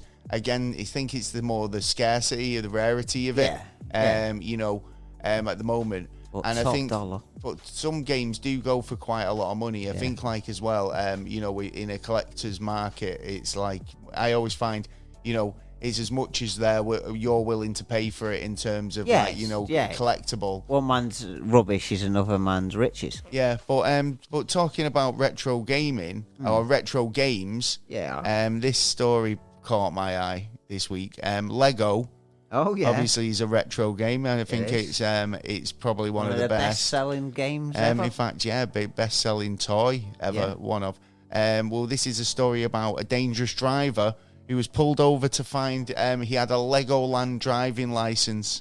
Oh, you're joking. I mean, it looks like it could be at a glance a genuine driving license. And that's why they're hoping the glance. It's got a bit of, officialness to it because it's all got that wavy text within the card. It's got, looks professionally made. Professionally made, yeah. So, but a driver who was pulled over basically showed the police a license that was in fact a fictional document from Legoland. Officers became suspicious when the car was driving erratically and carrying out dangerous manoeuvres, and then followed the driver round Bexley in the Isle of Sheppey, where he was then arrested. The driver then obviously showing them his ID, but it seemed that it was a bit fishy because it was like Legoland branded. The police. Sure, he can get out the ankle. So basically, it was. The deal was if you go to Legoland after watching a road safety video, young drivers can then take the wheel of their very own electric car and go around Lego City. They'll come into contact with traffic lights, roundabouts, Lego policemen, and even speed cameras. It teaches them road safety. And at the end, they'll get themselves a Legoland driving license, and this is what he was brandishing. But the funny thing is, he wasn't even taking no notice of all the things that you had to do in the Legoland driving test. He just drove. He just was driving a normal car with his driving license and not even observing speed cameras or traffic lights. What a dick. Yeah, so, take his Legoland. He should get his Legoland driving license stripped. Ripped up. Stripped. Yeah, stripped off him. Never mind his normal driving license, which he has not got. Either. Yeah. So, another story I saw. Do you know we were talking about organisations pulling out of Russia? Oh, yeah. Because of the what's going on and the conflict. And last week it was the European Feline Federation, wasn't it? Yeah, that have decided to pull out. Yeah, pull out the cats, not like the people. Well, they said no Russian breeds. Yeah. At all. Yeah. Right. Well, biased. this week, an organisation called Tree of the Year, is pulling out of Russia. So they've basically say we as an organisation are appalled by the aggressive nature of the Russian Federation, and they've basically therefore decided to say that Russia can't compete in the International Tree of the Year. They must be devastated. Right. So the move is not directly against the normal Russian people who live there. They appreciate that the citizens of the Russian Federation who strive for free, civilized society and obviously the protection of nature. However, they can't be stand idle by and watch, aggression of Russia against the Ukraine. Yeah. So they've basically said that no one, they're not allowed to compete or enter their trees in for the European Tree of the Year competition. Russia. Fucking yourself left, right and centre. Up, all these competitions you're getting kicked out of. I know. It'd be darts next. You better watch it. No darts either. Yeah. No darts, no rallying. Green crown bowling. No Formula 1. Nothing. Yeah, no football. They've already started that one. It's almost like isolating them from the world, isn't it? But it's it's like a slap though to wake. I mean, McDonald's. We were talking about McDonald's because they were quite late doing it. They were, and we were discussing, like during the Second World War, when Coca-Cola supplied to both sides, didn't it? And it was like, we're not political. We just want to. Yeah, we just want to sell Coke. Sell Coca-Cola. And they had factories in both countries. But don't forget back then, Coke actually had Coke in it. Yeah, true. Maybe not that. I don't know when it had a little bit of Coke in. But, they did phase it out. But they were talking about bringing that back in actually. Putting cocaine back in.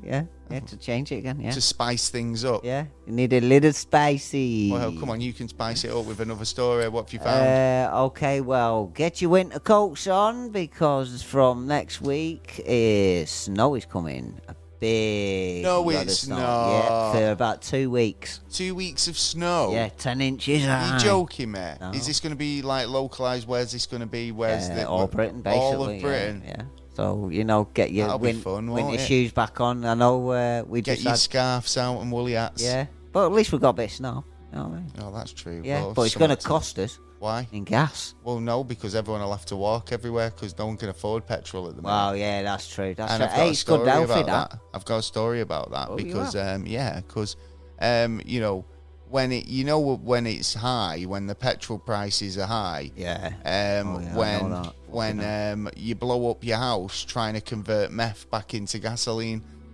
Nice. Well, it's not nice. I could see more of this happening if the prices go much higher. Well, with the rising cost of gasoline hitting everybody hard, some are joining a carpool, some are trying to save money, by walking or riding a bicycle. But one man decided to try and turn his meth lab into a gas station by converting methylated methylamines or whatever into gasoline. Taylor Grimes is a novice meth cook with no knowledge of chemistry, but he basically tried to turn meth into gas and blew his house up. Yeah, dangerous to play around with that shit. Yeah, well, he was high as a kite. This is after a 7-day drug binge. Oh, fucking! Now, the first thing you do if you're going to be doing that kind of shit, guys, I got a really good idea. Don't go on a 7-day fucking binge. So Tyler was trying to turn his meth lab into a petrol station by distilling his meth into liquid form. But then the accident happened. Taylor has not real much of account of what's gone on because of the noxious fume build-up.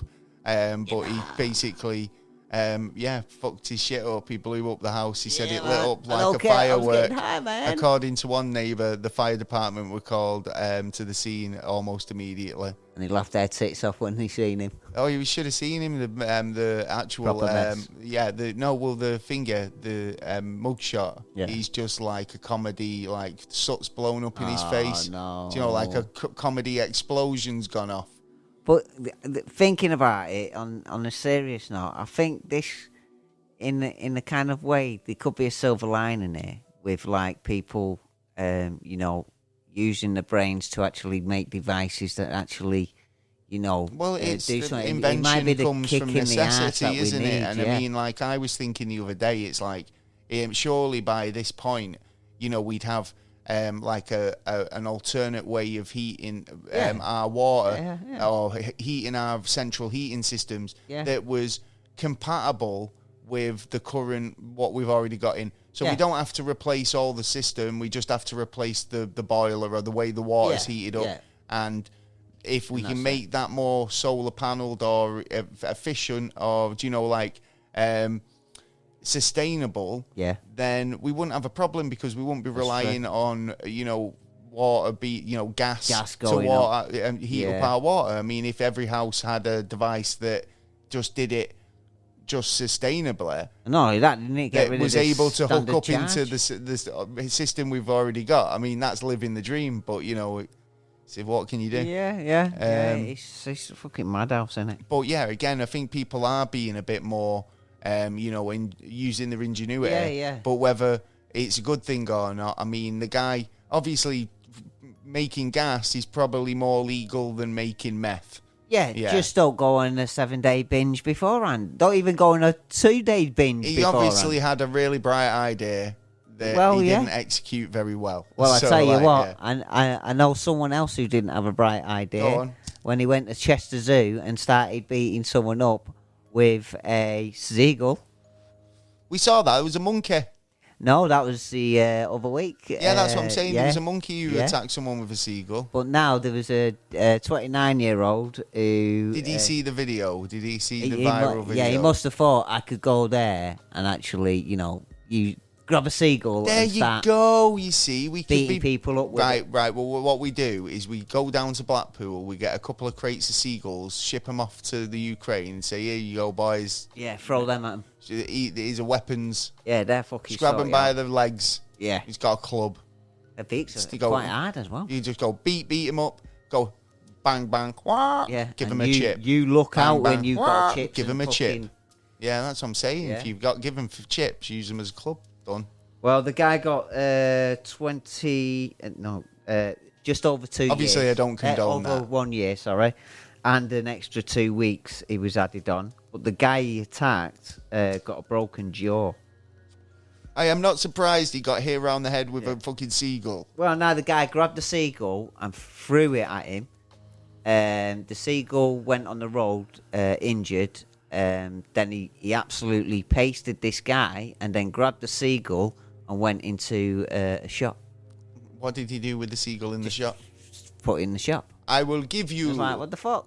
my seagull for a chocolate bar. Well, he did have a Bottle of your 2-day finest gin, but I will pay with this seagull. Thank you. 2-day binge and drug Again? epicade. Again? Yeah. Another lot. Yeah, it's Bright like- ideas Yeah. when you're drunk Yeah. or on a binge don't really work, really, mate. do they? Not No, a very no, good no, idea. it just shows you, like, be clear-headed when you're doing this kind Being of clear, operation. yeah, like we can do Or it. walking down the street. Well, do you know we talked about this actually a couple of weeks ago. This is another story that kind of links to an older episode, the Journey to the Centre of the Earth episode, to be precise. But a company, this is on Vice, a company plans to dig the world's deepest hole, Ah, nice. We right, to did unleash someone else, didn't we? boundless energy. That sounds Boundless scary. energy. That does sound scary. Yeah, that sounds like they've just found... Is it Krypton? Well, We're coming to be they're Krypton, going, what's it? 20 kilometers deep. So according to plans to drill into the Earth further than they've ever gone before, they're looking at about 12 meters under the planet's surface, which is going to total cost 63 million. since the launch. It's already cost them. What? Just go one of the holes that they're already at. Oh no! So and, they've raised 63 million to do it. What?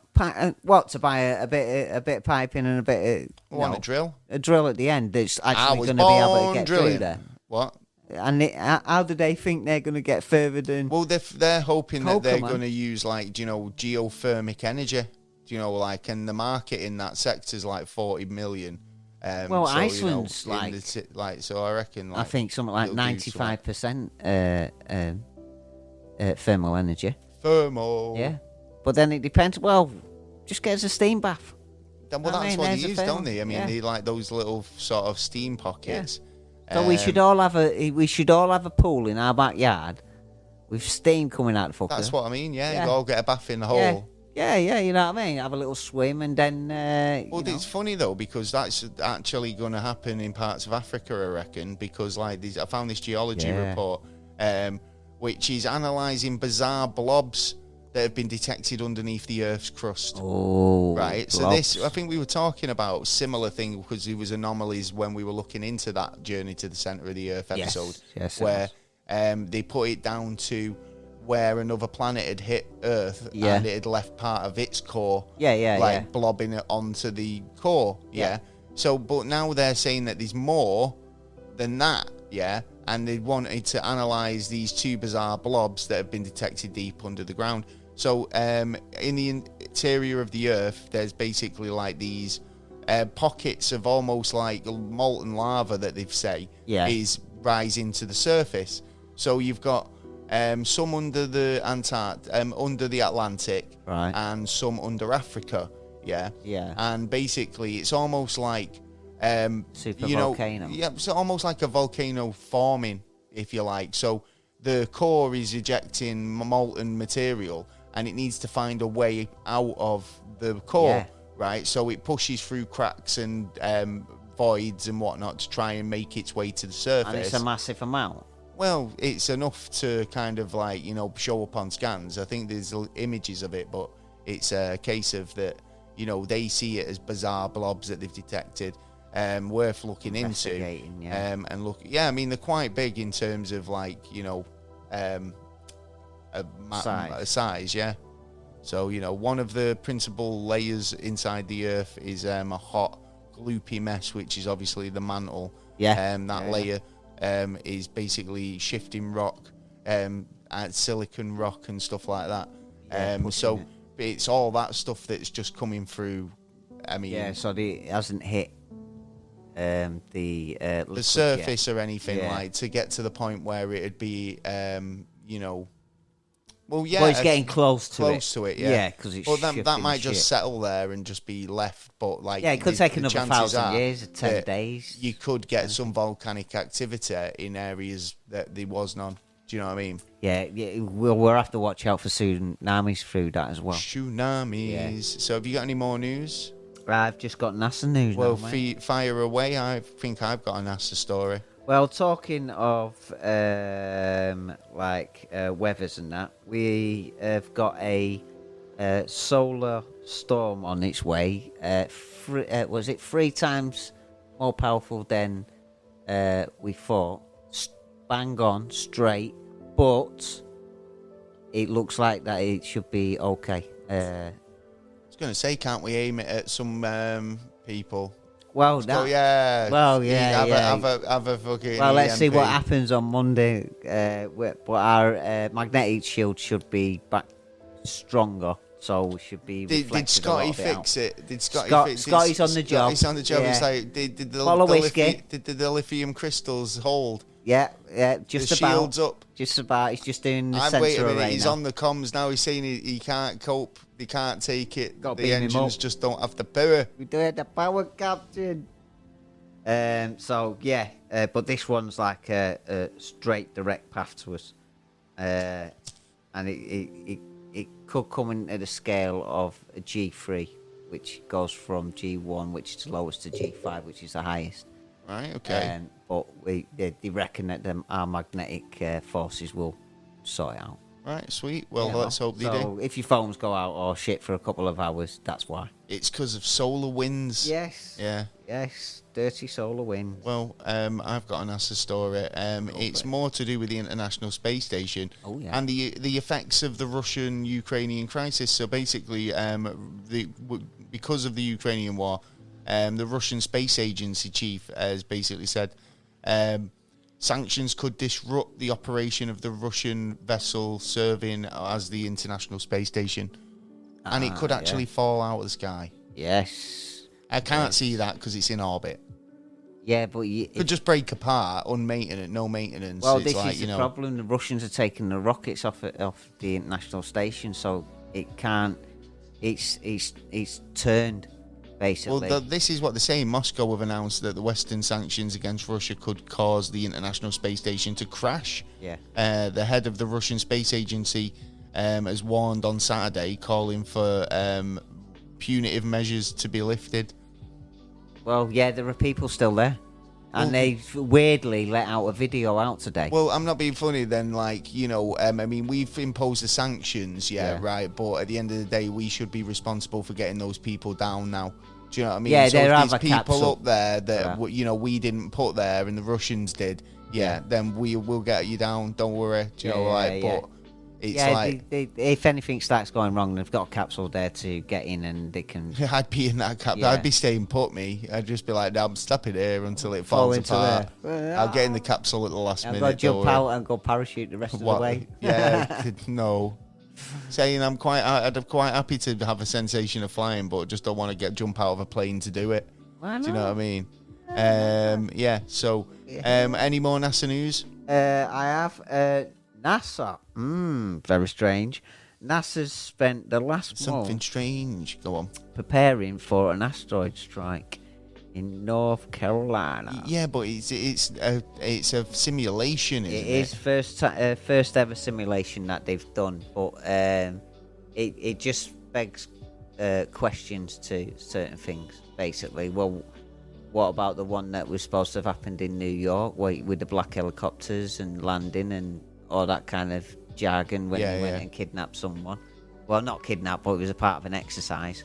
And there's been quite a number of exercises over the last number of years, you know what I mean? So I'm just wondering, are they preparing for something that's going to happen or possibly happening? But then again, with this the film Looking Up, that might have prompted them a little bit more on looking out there, because there has over the last couple of years now been more money available for that kind of looking at the skies and seeing. Watch the skis. Yeah. Well, where in the past it's been shit money and we've just gone Nick Pope.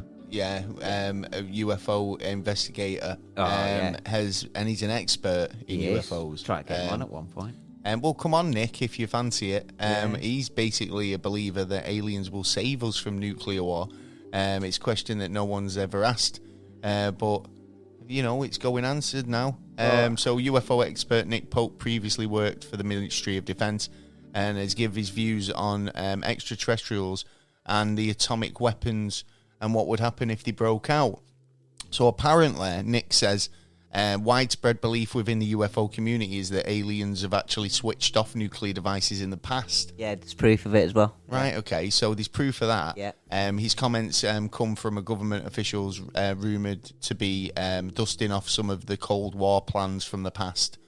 Oh, yeah. So, obviously, potentially that's what you're talking about, there's been proof. Yeah, funny enough, someone else, Stephen Greer, was. I haven't seen the interview actually, but our program was actually him explaining what he thought about aliens intervening. Well, this is it, because some claim that the infamous Rendition Forest incident of the 1980 was surrounding illegal military weapons.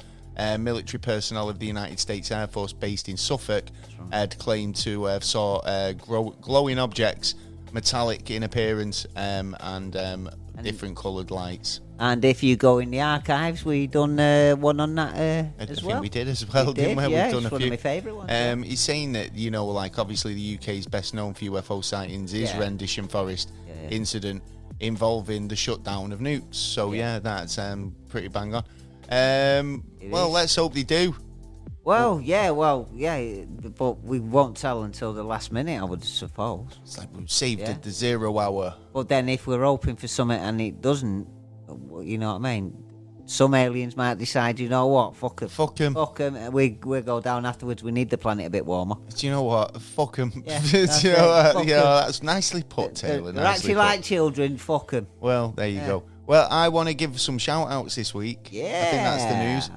I want to give some shout-outs. So I want to give a shout-out to Tennish for being our featured podcast this week. Yes, Tennish. Hardy's Hard Hat, who were our featured last week, the week before. Yes, but the nice guys over at Comedy Callers. Oh, yeah. I want to give a shout-out to your brother, because it was his birthday. It was, yes. Happy birthday. He's 11. Mr. Taylor, too. Yeah. He had balloons and cake and a clown. It was nice little 55. Yeah, there was a stripper.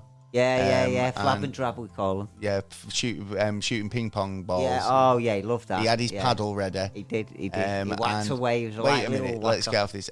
Big shout out to, I always give a big shout out to, who today? Mr. Coulson, because I don't give Mr. Coulson or Swoosh. Yes. Big shout out for ages. Or Big true. J. J. Red Jake. Ogge. Who else? Big shout out to Brian.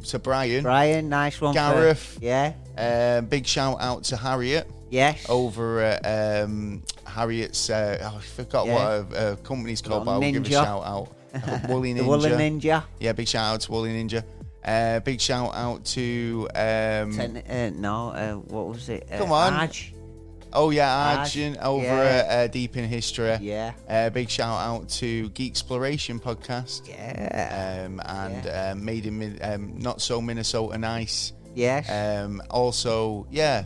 Yeah. Who Everyone else who everybody said, who's many. Who else was it as well who's been commenting? Oh, a big shout out to Mikey as well. Yes. That's it. Yeah. Oh, yeah. Oh, I've got another Mikey to shout out. New listener, Mikey. Nice one, Mikey. Yeah. I've kind of spoiled one of his books the other day. I felt a bit guilty. But everyone who actually made it to the end of the show, we salute you. Thank you so much for joining us for another week. Thank you. And we'll be back next week with another fascinating episode. I'm sure you'll agree. Always. Indeed. If you want to get in touch, you've got a comment, query, comment or suggestion. Said comment twice there because, you know. You did. So it important. Might have been a time lapse. It's so important. Yeah, I'm in a time loop. Yeah, that's the one. Yeah. Totally. Yeah, if you think time travel is possible, let us know. Yeah. If you've got proof, if you've got proof of time travel, let us know. If you've got an interesting time travel story, we'd love to hear it. Yeah. Get in touch. If you can prove it, if you're a physicist and you're working on a time machine, then, you know, I could be your Marty McFly. Or if you're a physicist. If you can say physicist. I need a new co-host that can. And quantum. Who could answer some of the questions that we portrayed in today's. If you've been affected by anything in this episode, then we'll find out the truth. Call Esther Ranson. No. You're right, so now. we will be back next week, and we're available on all podcast platforms wherever you get your podcast. Are available on YouTube, Spotify, iTunes, Good Pod, all that. We're available on Red Wall Radio from Thursday at 8 o'clock. Yeah. Make sure you get over there if you've not listened to us by then already. Get in touch. Go over to the website. You can contact us through the website at neverastraightanswer.co.uk. Yeah, that's time loop again. I'm getting time looped. Yeah, you are. I might go and watch a time travel movie and get over it. But yeah, enjoy the Adam Project if you watch it, and also we'll be back next week with another timey-wimey filling episode. Oh, yeah, it'll be a beaut. Right, well, I've been Gaz. I've been Taylor. We've been the Never a Straight Answer podcast. We'll catch you next time. Peace.